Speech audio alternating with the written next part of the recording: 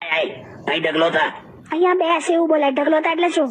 હારું કેમ મોડી આવી? અરે આપડી સોસાયટીની પાછળ પેલો ભજીયાનો શોરૂમ ખુલ્યો ને. ભજીયાનો શોરૂમ હોય લે, દુકાન હોય અરે આખું મસ્ત કાચનું બનાવ્યું છે. એટલે શોરૂમ કહેવાય. અરે પણ આખું સાંભળો તો ખરા. એને છે ને એક જ શોપમાં ફરસાણ અને જ્વેલરી બંને સ્ટાર્ટ કર્યું. હા, સ્વાદિષ્ટ ફરસાણ એન્ડ જ્વેલર્સ. આ બે ધંધા નું લેવા દેવાય?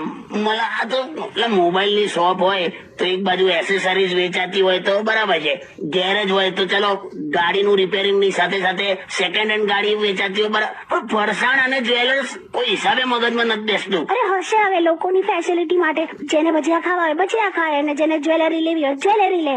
આવું કેવું પ્રોવિઝન? પણ છોડો ને તમે ભજીયા ખાઓ. ખરું લા, લોકો તો ફરસાણ અને જ્વેલર્સ આ વીટીની જગ્યાએ હું હાથમાં ભજીયા પહેરવાના. તમે છોડો ને, તમે ગીત સાંભળો. પણ આ કઈ રીતે ફરસાણ અને જ્વેલર્સ? અરે છોડો યાર, તમે સોંગ વગાડો. આ દુકાનના માલિકને મારે મળવું છે ગમે તે. ફરસાણ એન્ડ જ્વેલર્સ આટલું બધું જુદું પરસેપ્શન કઈ રીતે હોઈ શકે? આ તો દેડકો પાણીમાં કૂદે તો સુસાઇડ ડિક્લેર કરી નાખે. અરે બસ સોંગ વગાડો ને તો હું ગાવાનું ચાલુ કરીશ. ના ભાઈ એવું ના, તું વગા.